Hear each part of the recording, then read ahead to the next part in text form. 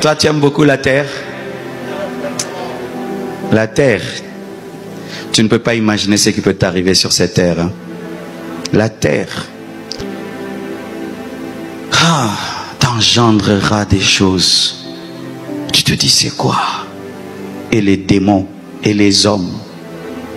Vous qui aimez la terre, donnez-moi un séminaire un peu. Comment vous aimez autant la terre? Qu'est-ce que vous trouvez d'extraordinaire sur la terre? Manger les makemba, le foufou, engendrer des enfants qui demain vont t'oublier. J'ai regardé la vie de mes parents. J'ai dit, c'est ça être un homme. Je dis, hé, mon père aime ma mère. Il dit, je vais fonder une famille.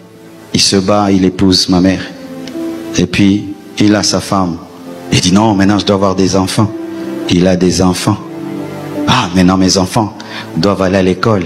Il se bat, les enfants vont à l'école. Ah, maintenant mes enfants, ils doivent travailler. Il se bat pour qu'ils puissent travailler. Et maintenant mes enfants doivent se marier. Il se bat pour qu'ils puissent se marier. Et mes enfants maintenant doivent avoir des enfants. Il se bat pour qu'ils puissent avoir des enfants. Maintenant, mes cocos.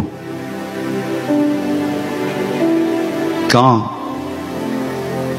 mon enfant tombe malade, ma mère a le souci comme si c'était moi. Je dis, quand est-ce que vous vous reposerez? Jamais. Jusque-là, mon papa, malgré son âge, il lutte, n'est-ce pas? On croirait que quand tu deviens âgé, c'est le repos. Peut-être qu'il a des soucis que nous tous, on n'a pas. Il a le souci de sa femme, de ses enfants, des enfants de ses enfants. Et quand tu deviens encore archi, des enfants, des enfants, des enfants, quand est-ce que tu vas te reposer? Quand tu mourras. Tu as une maison? Oui, l'impôt de la maison, l'entretien de la maison. Tous les problèmes, toutes les solutions ont des problèmes. Tu as une voiture, il faut le carburant. Vous savez pourquoi Dieu fait ça? Pour que toujours nous puissions désirer le ciel, afin que jamais on puisse dire tout est parfait. Il n'y a aucune perfection sur la terre, afin que nous désirons la perfection. Et prêcher aux hommes comme si les choses de la terre donneront la perfection, c'est un mensonge. Tu as envie ma vie? Si je te prête ma vie, tu vas me la rendre dans un mois. Dans un mois, tu me la rends. Je te dis, tu me la rends. Du coup, je te dis, et tu vas me le rendre, tu es fou.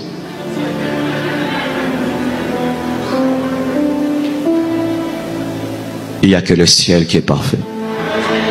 Là où il n'y a pas de pleurs, là où il n'y a pas de pleurs, là où il n'y a pas de séparation, là où il n'y a pas de jalousie, là où il n'y a pas de guerre, là où il n'y a pas d'inondation, là où il n'y a pas de coup d'état, il n'y a pas de tremblement de terre, il n'y a pas des épidémies, là où il n'y a pas le corona, là où il n'y a pas le sida, là où il n'y a pas de trahison, là où il n'y a pas d'empoisonnement, le ciel, le ciel, le ciel, le ciel. Mais ça, c'est vrai que Combo Ezali Kotanga Maté, mais Ezala qui nini, Zambe alobi nini. Et tant que tozo bonde là, tozo bonde là. C'est bon si le Saint-Esprit a l'accabा a même ambition na bonzambe na ye que vraiment tozala ya ye to boya ki ça dit tozo kota ki na repentance et to kota ki pena na mozindo ko sekete nzambe tozala kaka ya yo to bunga nzela te to kende mupanzi te tozala kaka ya yo voilà prier na biso lolenge zalaki to ki na thème tozaki to bonde te Seigneur hein to se consacrer pa na yo to mikabie pa na yo to kweya te to zala kaka ya yo et na prière wana ndenkolo abako talisa biso ta ko mona mosali na nzambe moko mosali na nzambe wana alati ba rafia eloko kamsaki biso to yebie ta na moni na prière boye mais c'est na meza mutunga na yebi eza mutu pa zoko drainer ba foule belé mais na kata ba foule wana do moni mutu wana alati ba rafia azaki lokola mutu muka zebola tuni alati ba rafia o azoko bina likolo na ba rafia on azoko bima liboso bato azo tambola azo bina e bato bazo beta maboko e bato bazo kumisa bambunda ezo beta bambunda ezo beta bato bazo yemba loyembo e ye azoko pusa na kaka azoko pusa na kaka penda abima ki penda mobimba poso to moke mo musika mais ye ko bima penza pembeni na biso to monike ye yo penza na ba rafia lokola kaka ba zebola. Comment serviteur Yanzamba Koko Zalaboy. Et à ce moment-là, le Seigneur comme le banabiso oui azala ki serviteur nanga mais si na rejeté ye et si na rejeté ye musika nanga waouh to me Seigneur mais le pourquoi Seigneur même tala mutol makambo ya azanango on commence à intercéder c'est là que biso passe bon mona serviteur de lolenge wana je sais pas nana mona na bon ça dit nana kutana na eboete na mona ka na télévision mais na mona ka ba na yoka peka ba témoignage na yoka peka ba tuni ba lobaka vraiment na yebi ko loba mabe ya basali na Nzambe te aux qui peut-être comme sur la journée sur ko kanisa yi non na kanisa yete papa na kanisa na télévision peut-être au moni ba image na kanisa yete non na kanisa yete papa Alain kutu même appareil nanga kutu ça dit ba appareil na evitaka pona miso non ma télévision na tala na rarement na kanisa yete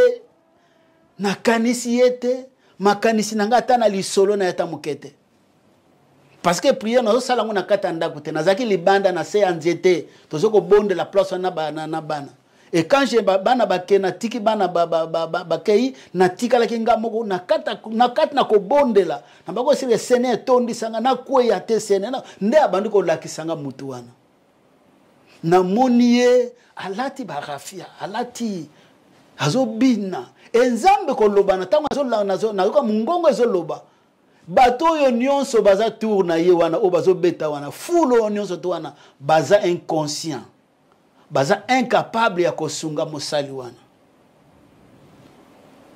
fulo wana nyonso na moni baza inko me bazo beta bazo kumisa ye mais Seigneur azo loba na ngai loba na ye abongwana il a des choses à dire il doit se repentir naza na besoin na ye